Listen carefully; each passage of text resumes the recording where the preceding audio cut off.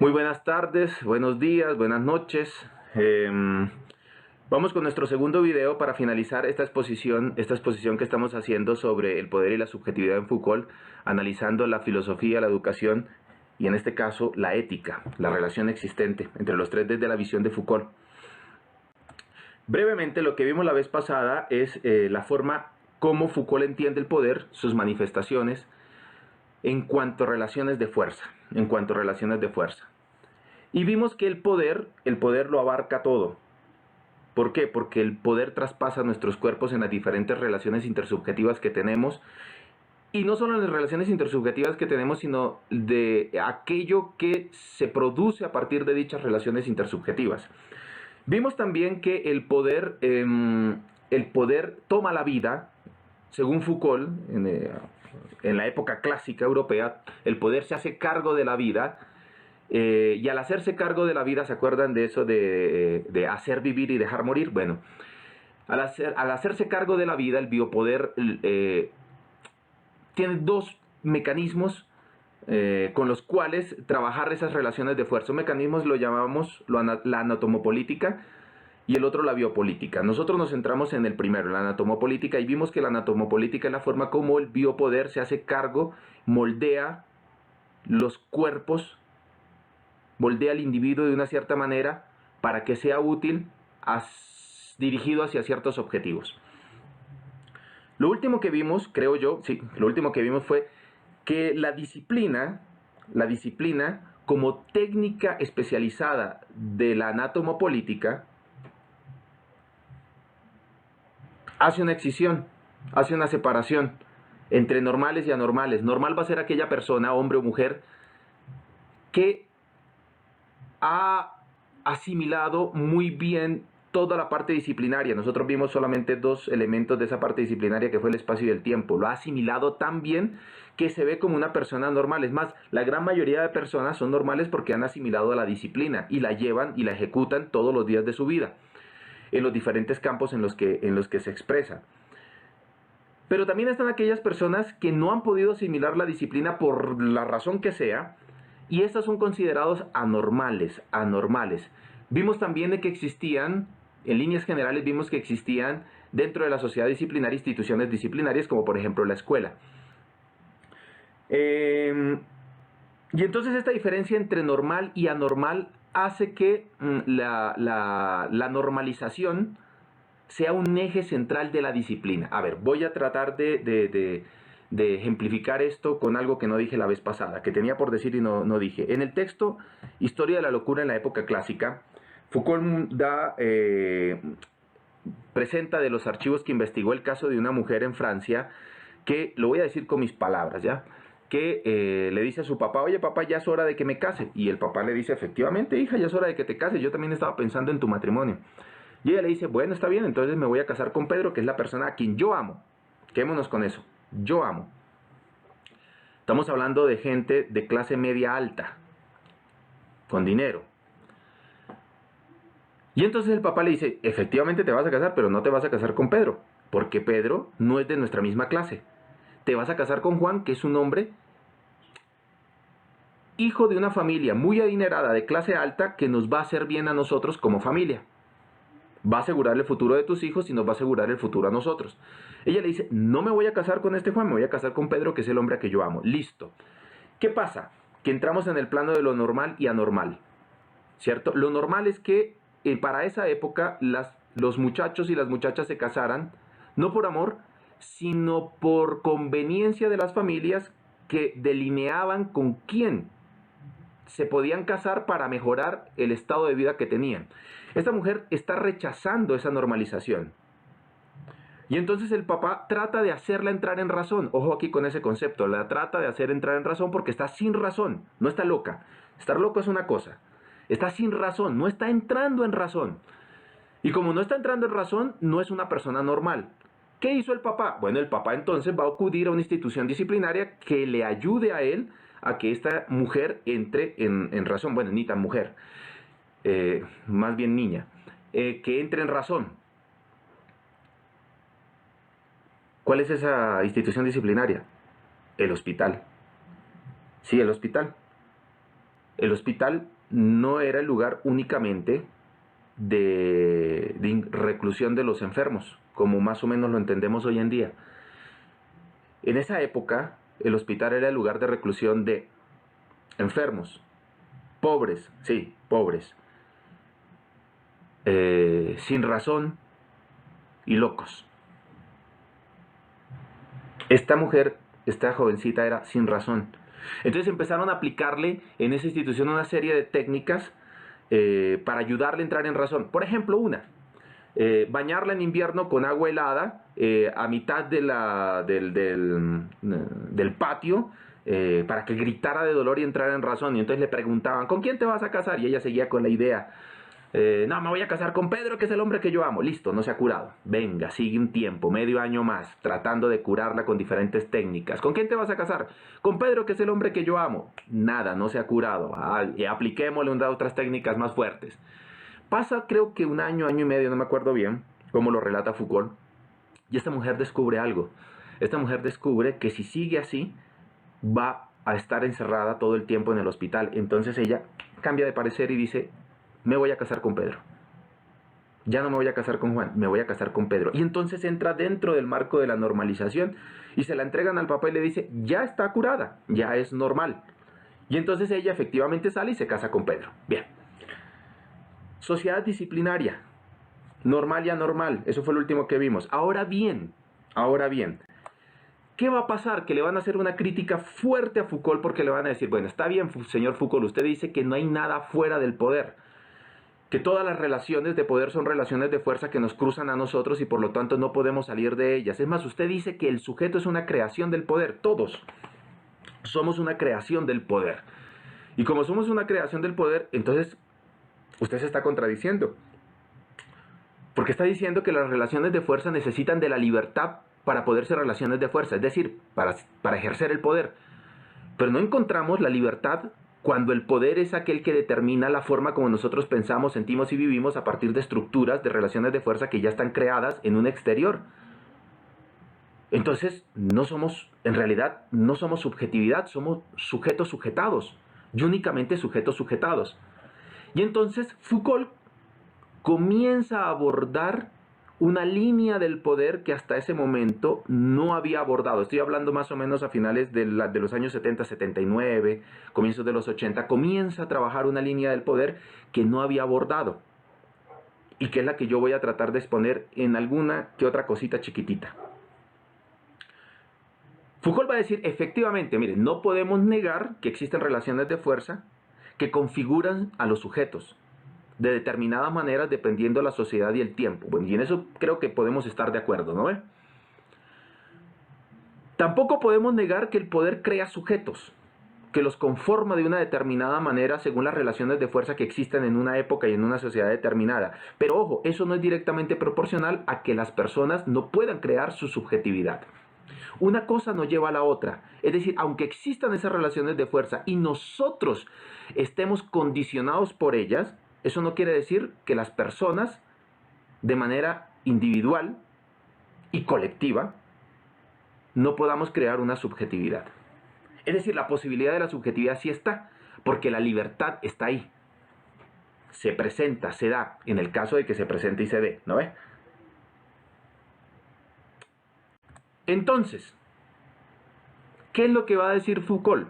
Esta diapositiva que están viendo, en realidad es una explicación que hace Deleuze. Una vez que muere Foucault, Deleuze, que fue amigo de Foucault, se separaron por un tiempo, pero antes de la muerte de Foucault se reconciliaron y muere Foucault y Deleuze sabe que ha muerto uno de los más grandes pensadores franceses del siglo XX. Bueno, Foucault también le tenía un respeto enorme a Deleuze, es más, él afirmó, el siglo XX le pertenece a Deleuze, y a Deleuze también hay que leerlo, porque es interesante. Bien. Deleuze en esas explicaciones, en esas clases explicativas del pensamiento de Foucault, hay una tercera que dedica a la subjetividad. De ahí saco esta diapositiva porque me parece una explicación muy interesante de Foucault. ¿Qué es lo que va a decir Foucault? Existen relaciones de fuerza, ¿cierto? Las relaciones de fuerza conforman una exterioridad.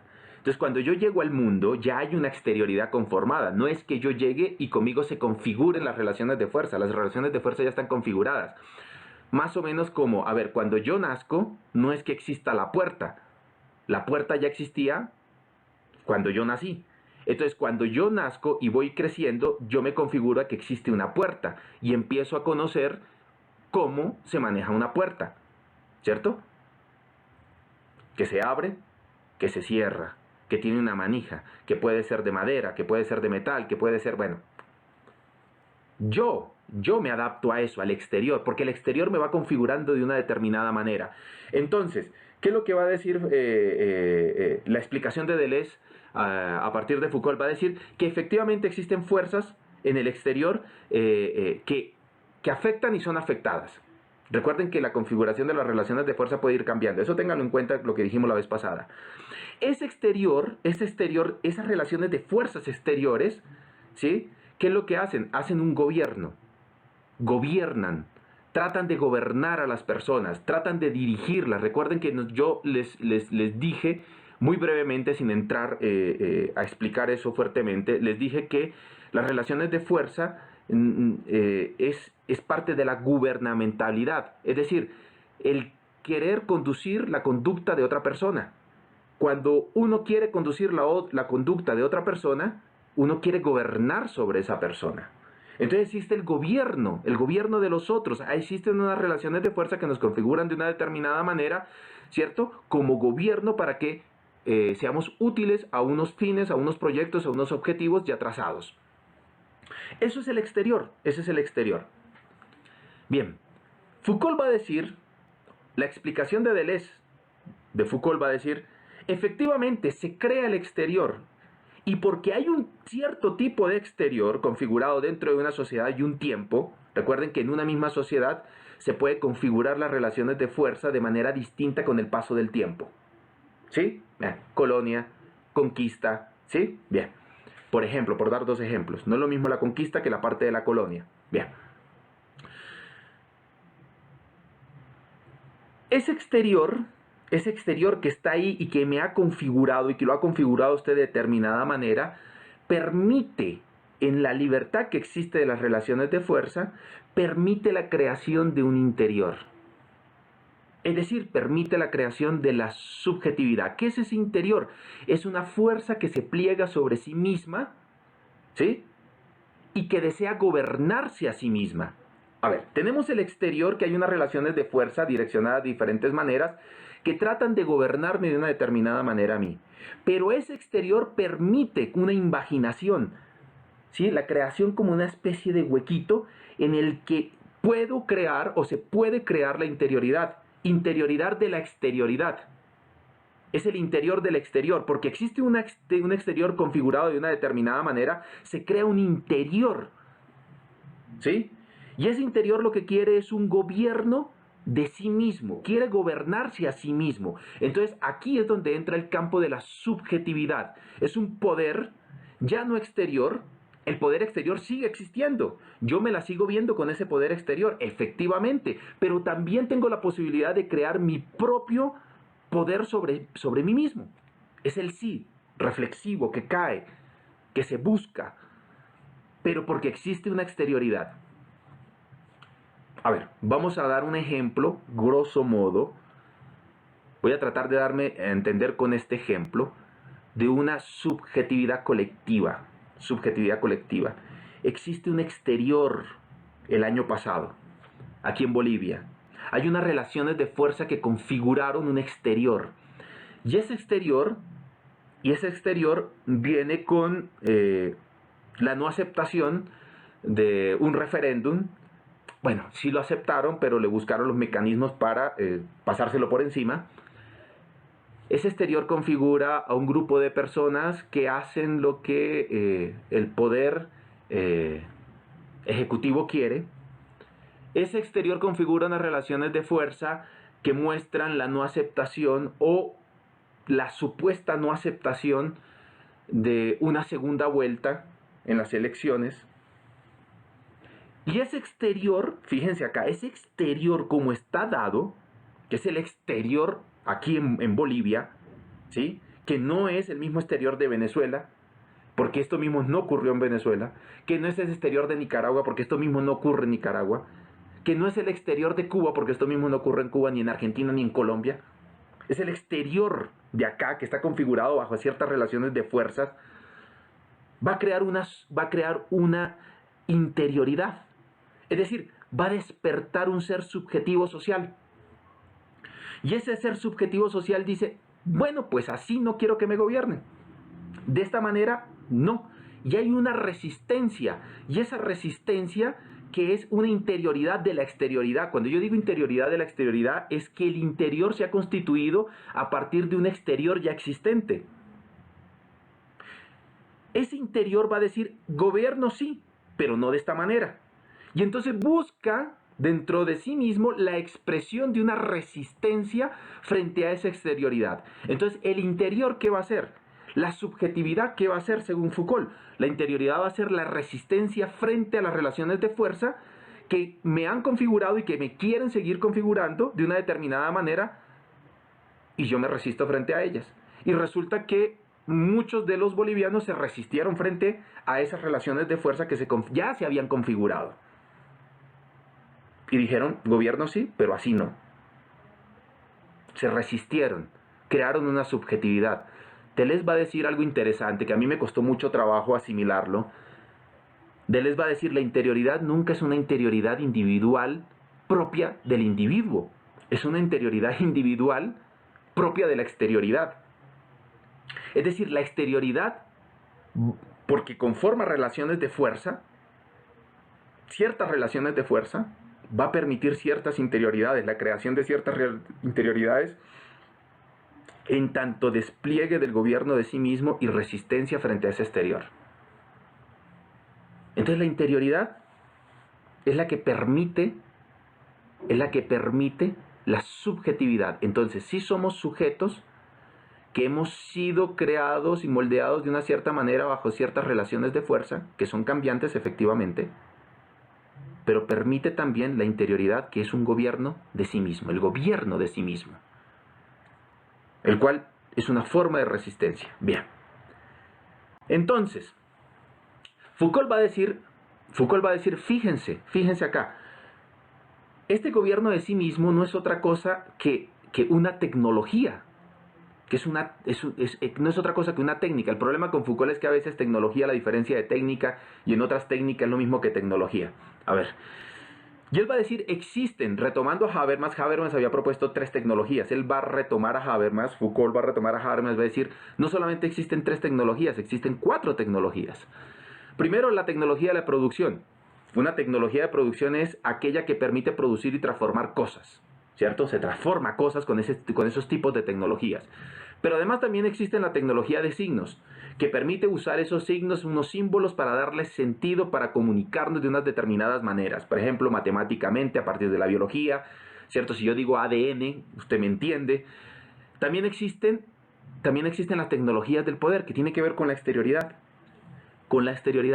Tecnologías de poder, que son aquellas que condicionan las conductas de las personas de una determinada manera. Sí, a ver, aquí las mujeres no llevan velo. En esta parte del mundo las mujeres no llevan velo, no se tapan toda la cara, ¿no ve? Porque no están conformadas, porque las relaciones de fuerza no las han conformado para dirigir la conducta de esa manera. En otros lugares del mundo sí. Y están las tecnologías del yo. Las tecnologías de poder son las relaciones de fuerzas exteriores que configuran a la persona de una determinada manera. Las tecnologías del yo son operaciones, son prácticas, son técnicas que los individuos pueden utilizar para transformarse a sí mismos. Para transformarse a sí mismos, es decir, para no aceptar un exterior tal y como está dado, sino que configurarse como individuo de una determinada manera, de forma subjetiva. Esas tecnologías del yo son las que permiten la subjetividad, son las que permiten la creación de un sujeto que se manifiesta de una determinada manera. En este punto en el que quiero recaer en esta charla, en este punto de las tecnologías del yo. ¿Qué va a decir Foucault? Va a decir, las tecnologías del yo tienen técnicas. tienen prácticas, ¿cierto? Y estas prácticas recaen sobre el cuerpo, sobre el pensamiento, sobre las ideas, sobre el alma. ¿Para qué? Para transformar a la persona. La persona se transforma. A ver, ¿por qué se transforma? ¿Por qué hay una transformación de la persona? Porque la exterioridad lo ha conformado a uno de una determinada manera, ¿cierto? Y la posibilidad de las tecnologías, de la tecnología del yo, de las tecnologías del yo, permiten que ese yo se transforme de otra manera a como se ha configurado el exterior. Entonces hay una transformación de la persona buscando alguna finalidad. Foucault dice la finalidad puede ser un cierto estado de felicidad, puede ser cierto estado de pureza en el alma, la búsqueda de la sabiduría o la inmortalidad, por ejemplo, de los griegos. ¿Sí? Entonces fíjense, la tecnología del yo, esa interioridad que se abre a partir de la exterioridad ya dada, es lo que me permite la subjetividad, el crearme y transformar mi ser. Hay una transformación ontológica, hay una transformación del ser efectuada por mí mismo, porque estas tecnologías del yo, ojo con esto, no son forzosas para todos. Las personas en su libertad las buscan y las aceptan. ¿Sí? Bien. Entonces, resumamos. Foucault dice, no solamente existe el gobierno de los otros, también existe el gobierno de sí mismo. El gobierno de sí mismo. Quedémonos con ese gobierno de sí mismo. Y Foucault va a decir, a ver, ¿cómo les muestro yo que este gobierno de sí mismo sí es real? Y entonces va a la antigüedad, y va a los griegos, y va al mundo helénico, y va al mundo cristiano primitivo, a los primeros cristianos, y encuentra que ese gobierno de sí mismo, yo, el yo que gobierna el sí mismo, yo gobernándome, tiene una serie de prácticas voluntarias que las personas se fijaban y seguían. ¿Sí? ¿Por qué? Porque resulta que la subjetividad, la creación de la subjetividad es un arte de la vida. Yo tomo la vida como arte. Esto que estoy diciendo ahora, con eso voy a terminar la charla. Es más, Foucault nos hace recuerdo, y Pierre Hadot también, de que en realidad la filosofía era una técnica y un arte de la vida. La filosofía, aunque tenía teoría, en realidad, en principio, la filosofía, lo más importante no era la teoría. Sí era importante, pero no era lo más importante. Lo más importante era el arte de vivir que salía de la filosofía. Entonces, la persona que va creando su subjetividad a partir de ese exterior que ya está conformado, va aplicando para sí ciertas técnicas que le llevan a la conformación de sí mismo como sujeto, a la transformación de su ser. Y Foucault va a decir, des en cuenta que los griegos tenían muy en cuenta ese gobierno de sí, esa transformación de sí. La tenían muy en cuenta porque para ellos la ética y la política no eran dos elementos que estaban separados como nosotros ahora los vemos separados, ¿no? Por ejemplo, mi mujer lloró lamentos cuando la presidente dijo que se iba a lanzar para ser presidente ahora, y había dicho antes que no lo iba a hacer. Y entonces mi esposa me decía, pero ¿cómo es posible esto? ¿Cómo es posible que faltemos a la ética? Claro, es que mi esposa no ha leído a Maquiavelo, y desde Maquiavelo esas cosas ya se separaron. Esos dos elementos están separados. Y entonces nosotros sabemos hoy en día, usted y yo sabemos, y mi esposa ya lo sabe también, que la ética es un lugar de lamento de la política, es un lugar de reclamo de la política, no es un lugar del ser de la política. Me doy a entender, la ética sirve a una oposición para echarle en cara a quien está gobernando aquellas cosas que faltan a la ética. Y el gobierno también utiliza lo mismo a la oposición para echárselo en cara cuando falta la ética. Pero ninguno de los dos ni está en la obligación ni está en el deseo de asumir la ética como una forma de ser de la política. Eso no pasaba en la Grecia antigua. El gobierno de sí era absolutamente necesario para el gobierno de los otros. Es más, no podía o no era aceptable, no era bien visto que alguien que no pudiera gobernarse a sí mismo, que no tuviera control sobre sí mismo, que no tuviera poder sobre sí mismo, gobernara a una polis, gobernara una ciudad. ¿Por qué no era bien visto? Porque si no es capaz de gobernarse a sí mismo, ¿cómo carambas va a gobernar a un pueblo? Si es una persona que cae ante los deleites de los apetitos mundanos totalmente, no digo que la corporeidad tenemos, ¿cierto? Y nosotros tenemos que satisfacer el cuerpo, eso también es. Pero una cosa distinta es que esos apetitos nos gobiernen, ser gobernados, ser esclavos es el problema. Y entonces ellos decían, si una persona no es capaz de gobernar su propia casa, su propio oikos, ¿cómo va a gobernar la polis? Eso no se puede. Entonces no era bien visto. Y además de no ser bien visto, pues no era aceptado.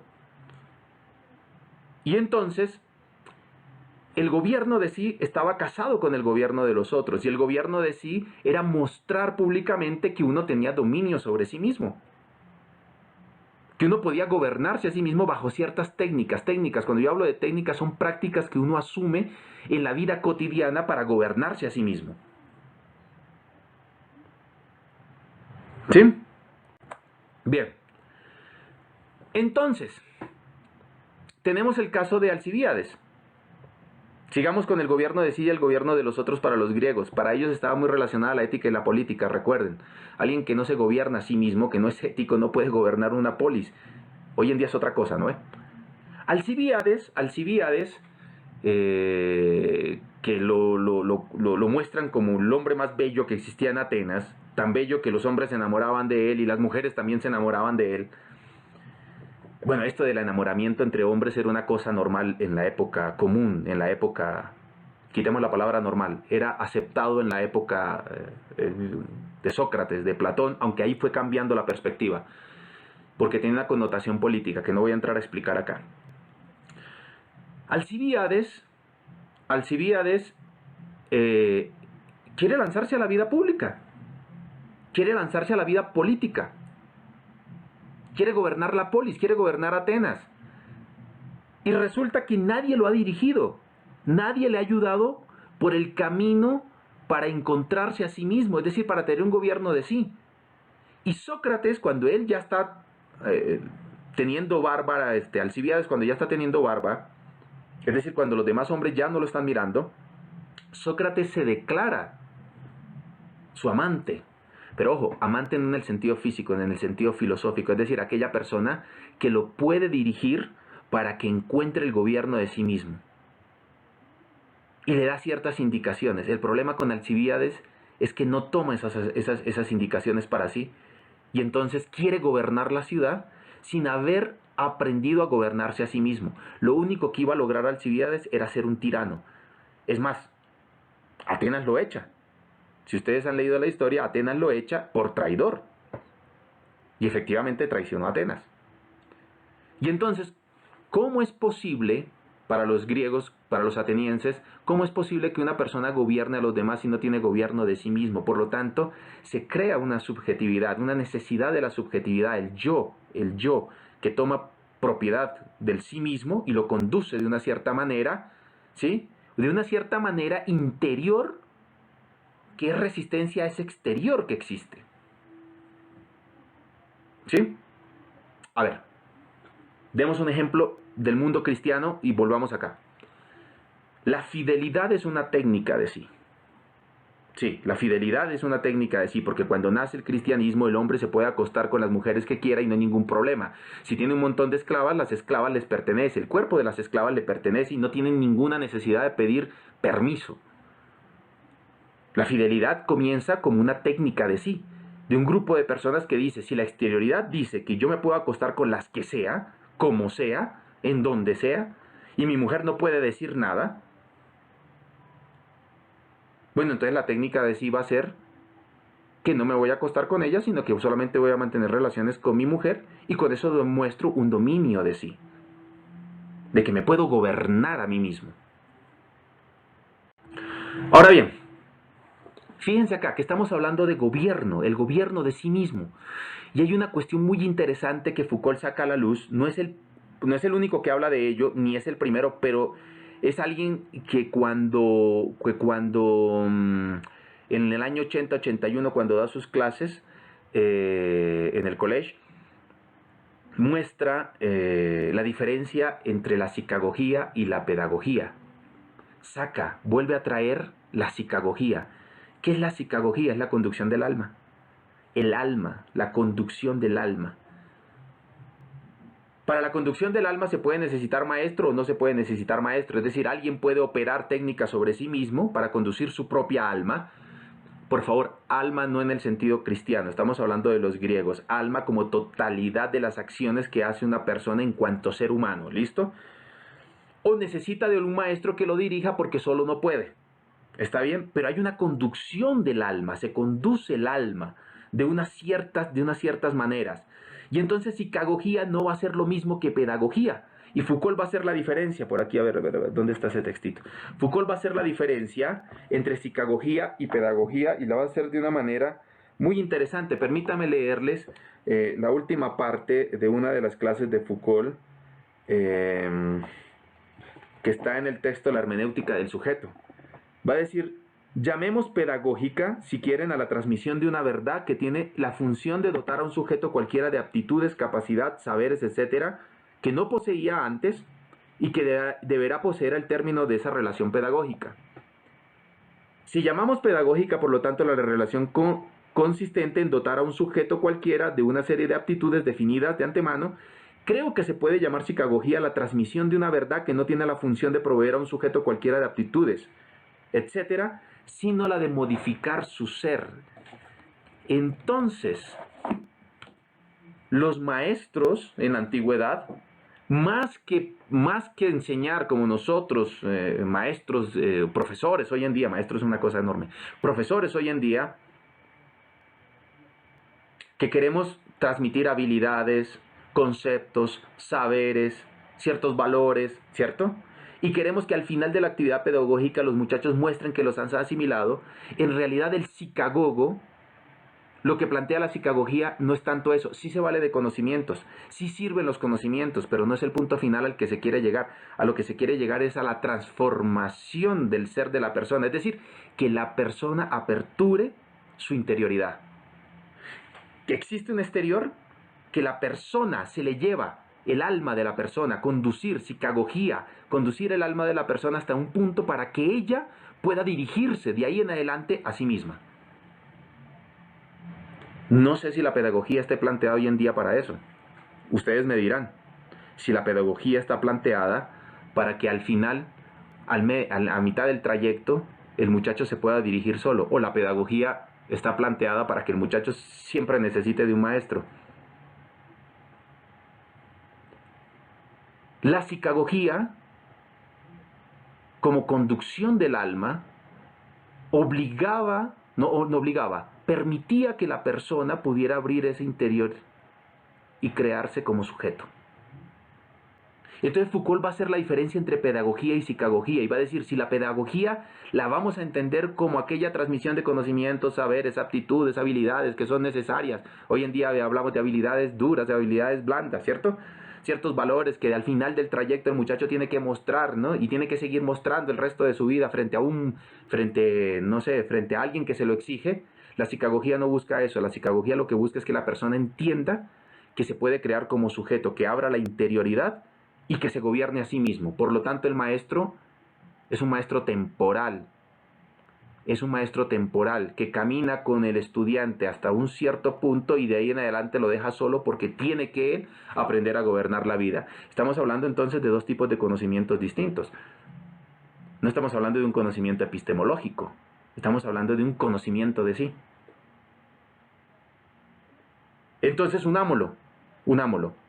¿Se puede crear subjetividad? Claro que se puede crear subjetividad. Las personas podemos crear un interior que es un gobierno de sí mismo en el que nosotros nos gobernamos de una cierta manera como resistencia a un tipo de exterioridad que nos ha conformado de otra manera.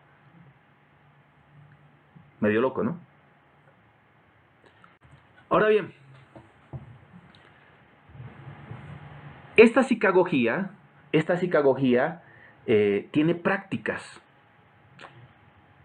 Esta conducción, este gobierno de la persona tiene prácticas, tiene técnicas que la persona incorpora dentro de sí para demostrar que hay un gobierno de sí. Yo coloco acá dos ejemplos y solamente voy a mostrarles grosso modo, ya llevo 35 minutos. Regáleme un tiempito más. Voy a mostrarles dos prácticas que se utilizaron en dos momentos distintos, en el helenismo y en el cristianismo primitivo, los primeros cristianos. Del helenismo voy a tomar el examen de conciencia y del cristianismo la exhomologesis y la exagoreusis. ¿Sí? Vamos a explicar eso. ¿Qué es eso? ¿Qué es eso? Son prácticas de sí, son técnicas de sí que utilizaban las personas cuando creaban, en esas épocas distintas, cuando creaban su propia interioridad. Cuando se creaban como sujetos. Bien. El examen de conciencia, en realidad nosotros, yo siempre pensé que el examen de conciencia era un invento, una creación del cristianismo, y no es así. El examen de conciencia es de la parte, viene del helenismo, principalmente del estoicismo, de las filosofías que surgieron de la relación entre la filosofía griega y el mundo romano. A eso me refiero con helenismo. Y entonces había una práctica. Ojo, volvamos otra vez. La interioridad, la creación del sujeto, de la subjetividad, no es algo obligatorio. Hay personas que quizás nunca la crean. Pero aquellas que lo desean necesitan ciertas técnicas para mostrar que hay un gobierno de sí. Bien, una de esas técnicas que utilizaban en las escuelas helénicas era el examen de conciencia.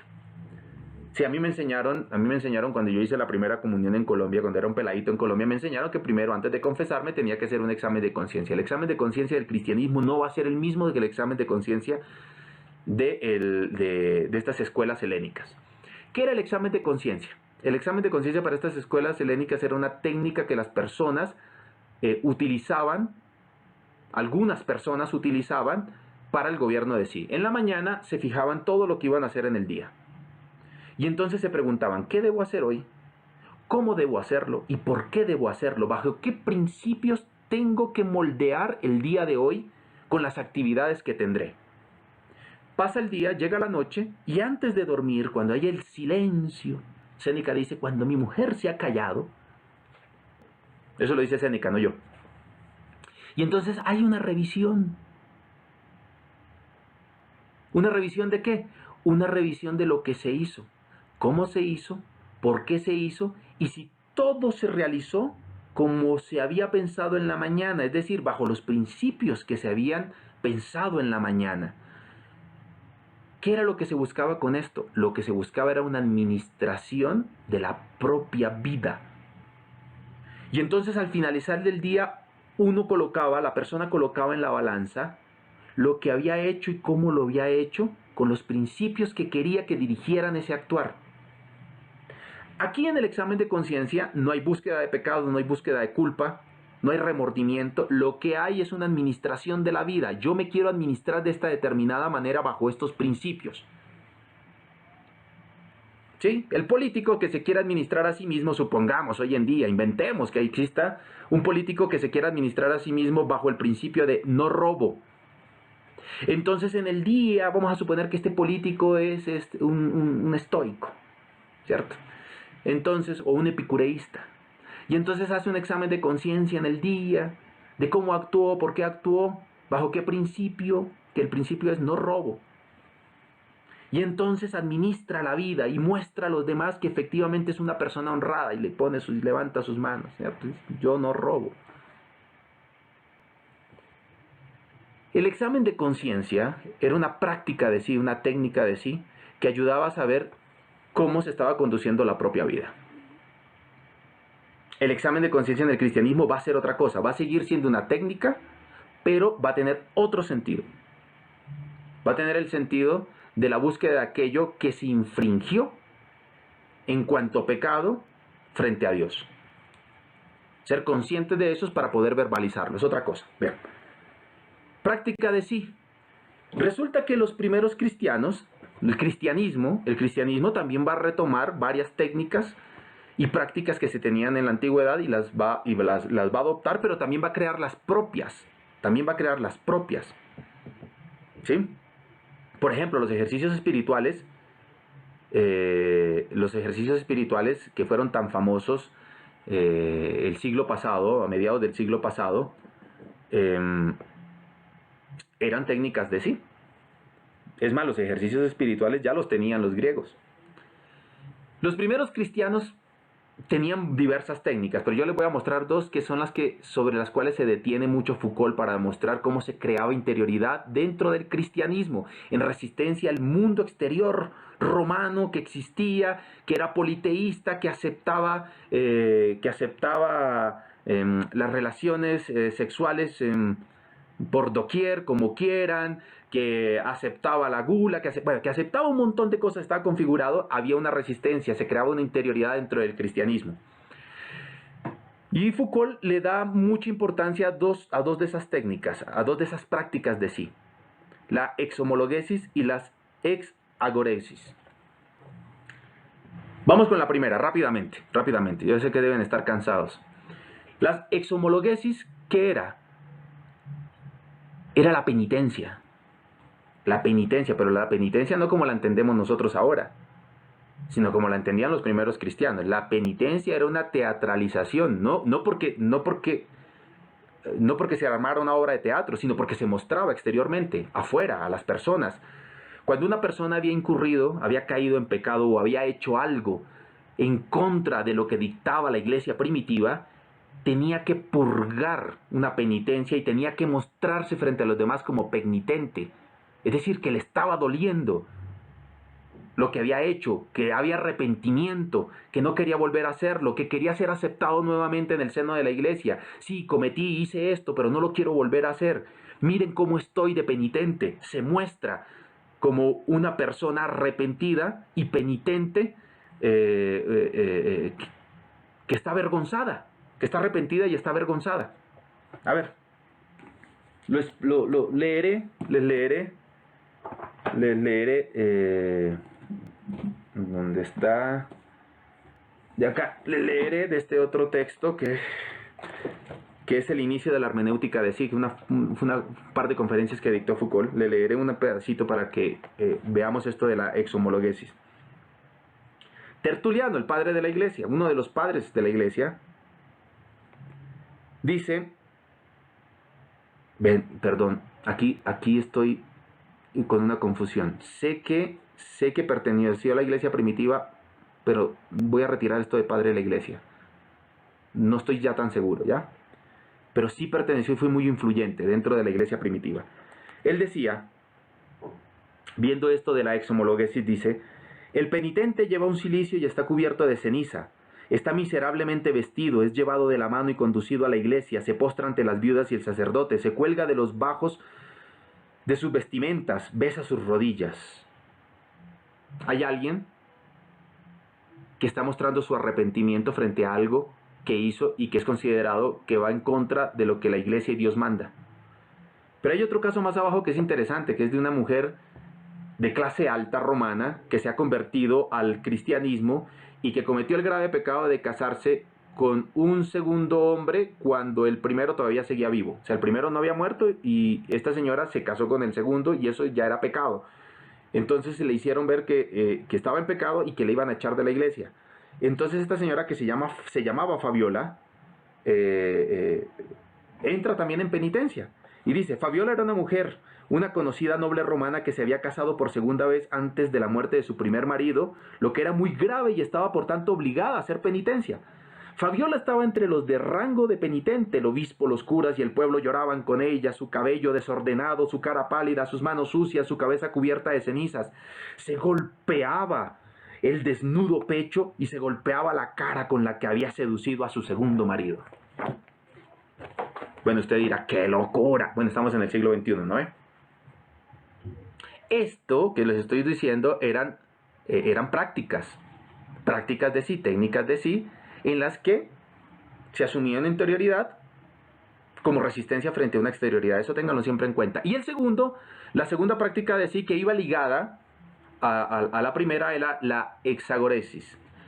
Agora, la palabra agora, no agora, no. Agora es en portugués. Agora, en griego, significa plaza, efectivamente, a nosotros nos enseñan que significa plaza, pero en realidad la palabra viene del verbo, comparte la raíz, la misma raíz del verbo agoreguo, que significa hablar, decir, sacar, de adentro hacia afuera.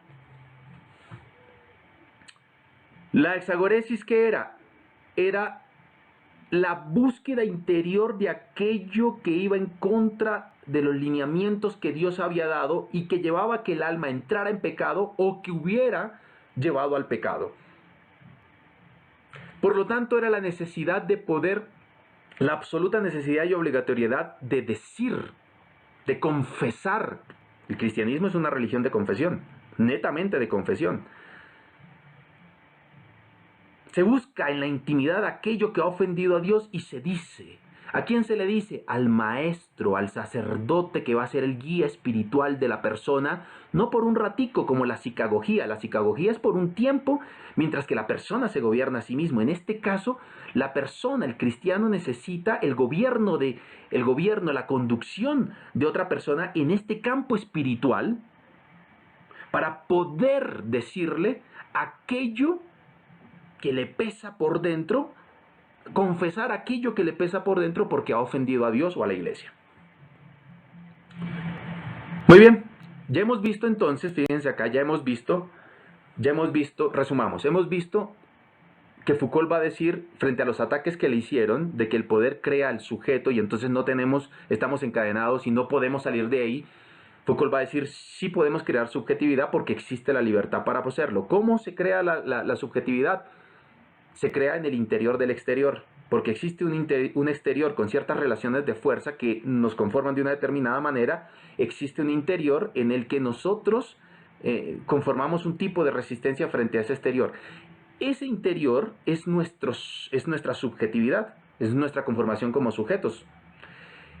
Cuando nosotros nos conformamos como sujetos, lo hacemos a partir de unas técnicas, de unas prácticas que instauramos para nosotros mismos y que mostramos a los demás para que vean que tenemos capacidad de gobierno de sí mismo. Foucault va hacia el pasado, va hacia la filosofía, va hacia el mundo griego, hacia el mundo helénico y hacia el mundo de los primeros cristianos para mostrar que esto existía desde esa época y que esa interioridad va cambiando dependiendo de la conformación de la sociedad y del tiempo de la sociedad. Entonces no es lo mismo la conformación en la época helenística que en la época griega, que en la época de los primeros cristianos, pero existía. Y esas conformaciones también se daban a partir de prácticas que las personas asumían para sí como gobierno de sí mismo. Entonces acabamos de ver dos, el examen de conciencia y lo que hacían los primeros cristianos. Ahora bien, Foucault, ¿qué va a sacar de todo esto? Va a decir, en realidad la interioridad, la apertura de la interioridad es un acto ético, es un acto de libertad de la persona. No es un acto de obligatoriedad, es un acto de libertad de la persona que se resiste frente a, y entra el mundo de la ética acá. Y la ética es el gobierno de sí. Es mostrar lo que yo soy frente a lo que es el mundo. Y entonces Foucault va a decir, fíjense qué bonito va a ser esto. Se crea una estética, se crea una belleza de la existencia. La persona se puede configurar como una obra de arte, en tanto obtiene la capacidad y la posibilidad de hacer su propio interior, efectivamente desde el exterior que existe, pero tiene la posibilidad de resistirse a eso y crear su vida como si fuera una obra de arte en la que uno puede dar algunos pincelazos y crear esa obra. A eso le va a llamar Foucault la estética de la existencia. Y en una entrevista, a mí se me quedó mucho una entrevista que leí de Foucault en la que él decía, ¿cómo es posible que vayamos a una galería de arte, veamos una lámpara, este arte contemporáneo, ¿no? Veamos una lámpara encendida, nos paremos frente a ella y digamos, oh, qué bello, qué concepto, Dios mío, qué cosa más profunda. Y dice, ¿cómo es posible que admiremos la belleza de una lámpara encendida en un museo, en una galería de arte, en una instalación de arte, y no seamos capaces de darnos cuenta que podemos hacer de nuestra existencia también una obra de arte? que podemos configurar nuestro propio interior, que podemos configurar nuestra propia subjetividad. Es decir, que podemos hacer de nuestra vida, de nuestra corta existencia en esta vida, una obra de arte creada por nosotros mismos. Y eso le va a causar mucha impresión. ¿Por qué? Porque efectivamente, aunque existe el gobierno de los otros y aunque existen esas relaciones de fuerzas que nos configuran de determinada manera, los seres humanos tenemos la posibilidad, en su gran mayoría los seres humanos tenemos la posibilidad de crear el interior y a partir de ahí crear nuestra propia subjetividad. Bien. Con esto termino la parte de la comprensión de la filosofía de la educación y de la ética en Foucault. ¿Sí? La ética es un acto de libertad de la persona, de configuración de la persona. La persona se configura de una determinada manera bajo ciertas prácticas que asume para sí y que muestra y que se hace y hace que se muestre como un gobernante de sí mismo. Bien. Muy bien, compañeros, cualquier duda al respecto, cualquier inquietud, me la hacen saber, o cualquier duda, cosa que haya quedado por ahí en el aire, me la hacen saber y lo podemos seguir charlando. Que terminen de pasar buena mañana, buena tarde o buena noche.